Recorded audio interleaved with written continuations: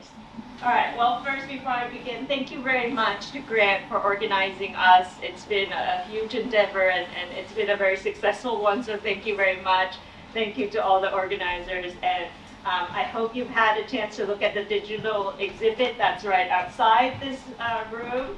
I want to thank my students who worked with me. Oh, there she is, Connie Robles. I don't raise her. So that's the graduate student who's helped me, and then last semester an undergraduate student, Ellie, who also was really helpful. We put our heads together and put it together. So I do hope you have time to take a look, because it's been a really amazing one, more than 160 years of Japan's participation at the various World's Fairs. I will read my talk, because if I talk extemporaneously, we will still be here tomorrow, because this is a paper that's a strand of my ongoing work in progress, but also a very large ongoing interest in Meiji period exhibition history. For this particular paper especially, I'm going to frame the art and architecture from this time in transnationalism, which is appropriate for particularly this event. And in this instance, I'll be talking about, I'll just mention, given the short amount of time, the actual physical movement of people and objects and buildings and concepts from various parts of Japan and its emerging empire to St. Louis, which thankfully has been mentioned quite a number of times for this World Fair. And then, and also thinking about the many directional flows and translations that's necessary to carry out these very large-scale exhibitions, in particular an exhibition of Japan outside of Japan at this one of the first World Fairs of the 20th century. So a little bit about the St. Louis Fair, or the official name, the Louisiana Purchase Exposition. It's really difficult to say what was the most notable highlight of this event. It was 7 months long. It was held in St. Louis, as I've already said, and the point was to celebrate the centennial of the eponymous land acquisition by the United States.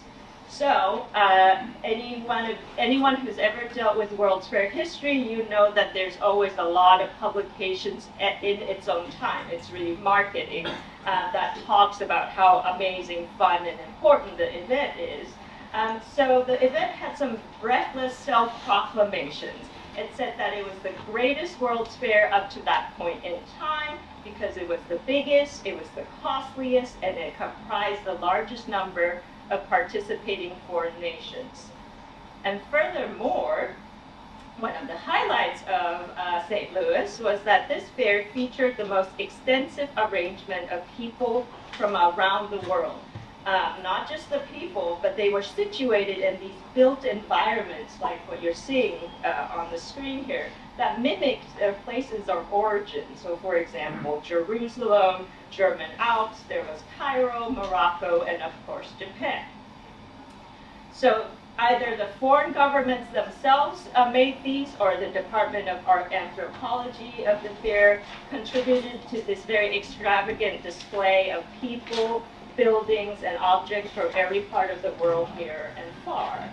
And in a World's Fair, bigger is better, more is better, and might is right. So all of this pivoted around a very, very defined white Eurocentric point of view. And so from that point of view, they ended up featuring a lot of big and small exhibits that they classified as Oriental or Eastern. And the point of that was to look at these other people and places as explicitly foreign and very different from the supposed white American primary point of view. And it was also meant to be very different from the so-called typical visitor who would come to these events in the U.S. or specifically in St. Louis.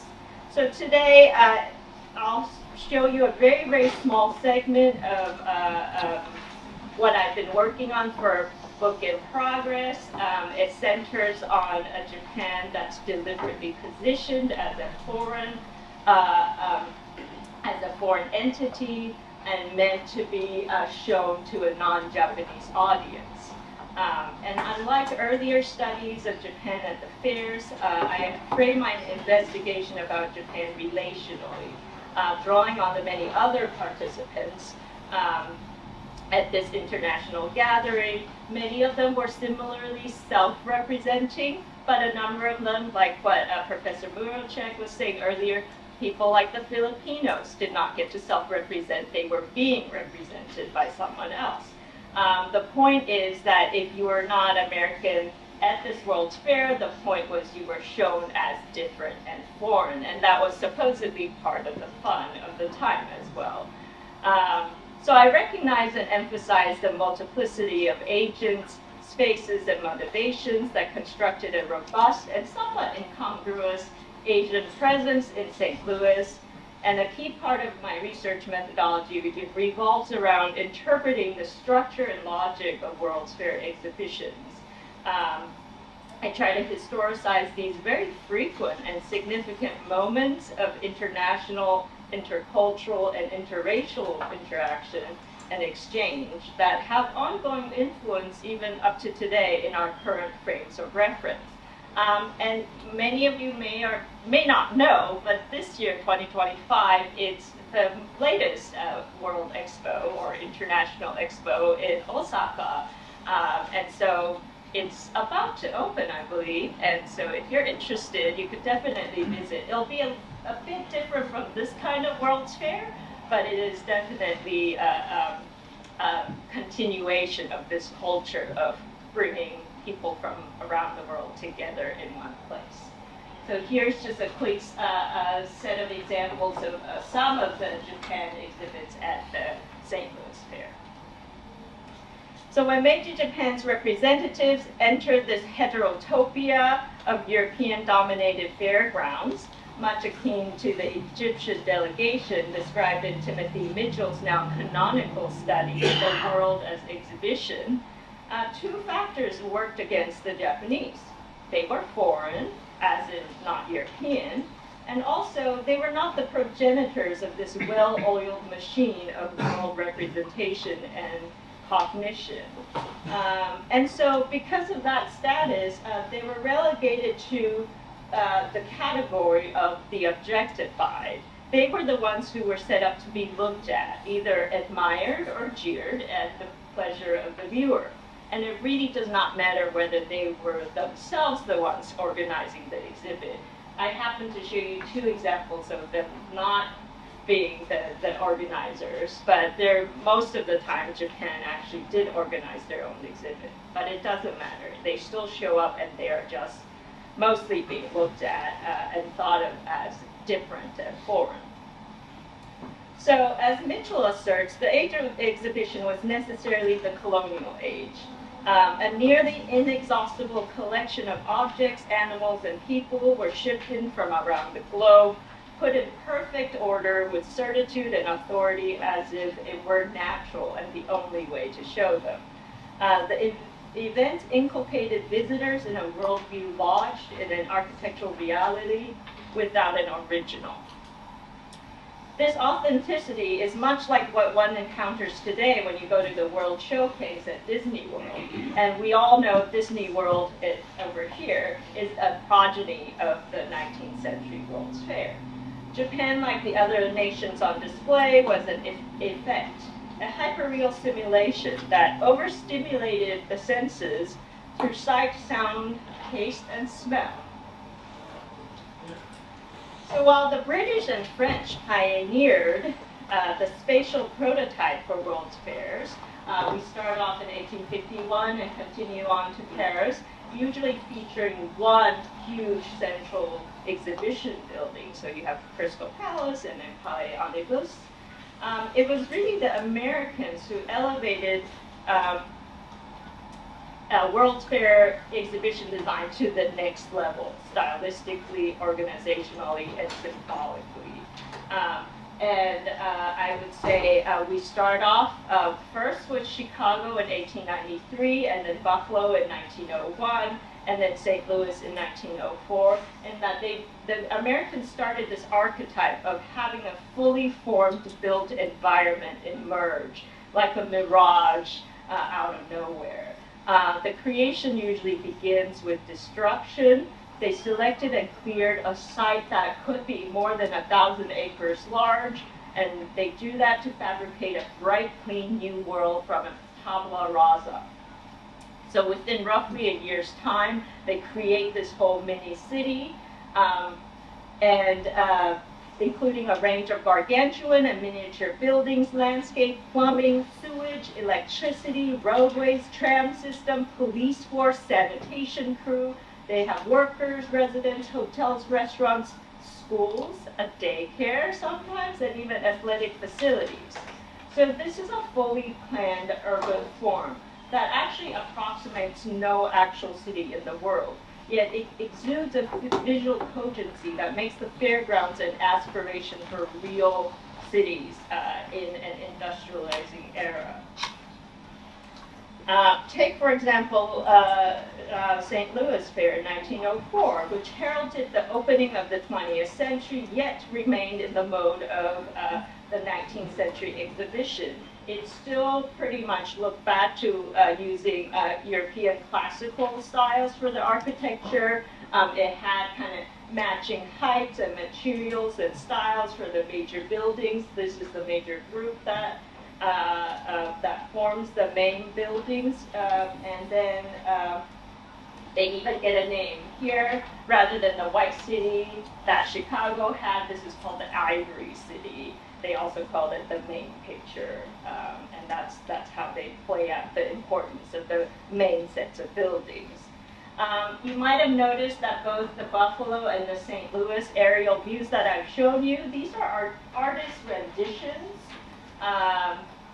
They're imagined bird's eye views of the event's totality, really to capture how monumental and coordinated and picturesque the entire fair looks like. And we augment the hyperreality of these turn-of-the-century fairs by putting in various goods and pavilions and people from around the world in one place. This fair would be not just a city-making project, but a world-making project, because we have very systematic arrangements of nations, ethnicities, cultures, and curiosities throughout this whole entire site. So in contrast to the coordinated architecture of the Ivory City, you can see that I marked out the places where the foreigners, the foreign pavilions were. It's not very visible, but here, I don't know if you can see this. This is Japan, and you can see Morocco's here, Jerusalem, and then you have France, Great Britain. It's too small for me to tell you what these are, but these are all the various foreign pavilions. And then you have the Pike, where the fun stuff is, and a lot of ethnicities are there too. And so the commingling seems haphazard. Japan here is put next to Morocco and Jerusalem, but if you're in a different event, sometimes they're next to Egypt, sometimes Siam. It just depends, and there's no rhyme or reason to this commingling. In this case, we have China next to Belgium. Brazil is across from France. All of this seems calculated, but also accidental. A lot of the times it just depends on how quickly a country acted to grab the open spot. France, in this case, gets a very nice large pavilion because they were a special guest of the Louisiana Purchase celebration. So they have a luxurious and very large spot, but you can see that in comparison, Siam is not considered very special, so they get one little spot for a very tiny building, so cramped that you can see in the same photo that the Nicaragua pavilion is kind of smack right next door. So that's the kind of politics that's involved. Architecturally, I go back to the Chicago World's Fair. Even though Japan sometimes occupies a whole entire island, like in Chicago, or a whole entire hill in St. Louis, there are ways of kind of other realities pop up. Like here, the fisheries building from another part of the fair just happens to be in the background all the time.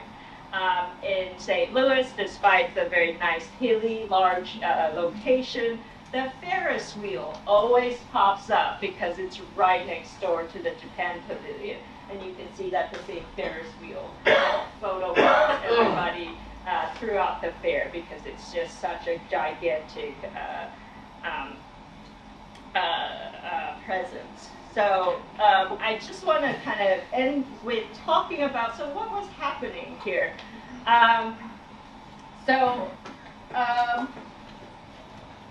At the turn of the century, there was a lot of concern and agreement in Anglophone writing that Japan was being misrepresented. It was a very common refrain found in cultural guidebooks and diplomatic speeches alike.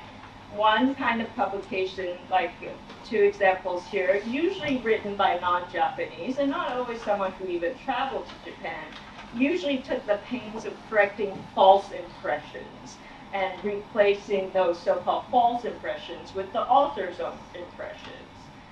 And then we have another kind of Anglophone publication from the time, usually written by Japanese experts who tend to be writing very official accounts, giving a lot of data, like what you see right here, and using kind of all of that information and chronologies and charts and things like that to disprove any misgivings about whether Japan was civilized or advanced. They will show you all the data and they'll prove to you that Japan is very strong and important. But what I wanted to kind of make you think about in this talk, finally, is that what probably made an even bigger impression during this time would be the actual live Japanese people, objects, things that did end up showing up at these various World's Fairs in the US, in Europe. Because these were the live encounters that trumped these very tedious readings, like the charts and the data, because Japan just kind of pops up out of nowhere like a mirage on the corner of the fairgrounds. It's fully formed with mountains and waters, fish and fowl, flowering shrubs, and pretty women who danced and they served tea. And it felt very authentic because all of these things and people were shipped actually directly from Japan. But it was also very artificial because these were just ad hoc assemblages. They get taken down after 6 months and disappear. So these were the Japans that were both very real and also very unreal, and they purposely disrupted the ordinary rhythms and spaces for the visitors who were American. These were able to take them over there to Japan, but without having to actually leave the United States. So what we're talking about are basically hyper-realities, a substitute for reality, but even better than the real thing, because this is completely controllable, it's very pleasing, it doesn't need to be historically accurate, and then it only costs you 50 cents to go see this. So I'll stop there, but I had to skip the part where I mentioned for one sentence. The Russians did have a small presence here. They were going to do a big pavilion, but because of the Russo-Japanese War, they decided to pull out. So they only showed some small objects here and there, but they gave up on having a big pavilion. And that's where the Japanese thought they already won the PR war because they showed up in very, very kind of huge pavilion, a lot of objects, and in a way, they won kind of the confidence of the people at this event. Thank you.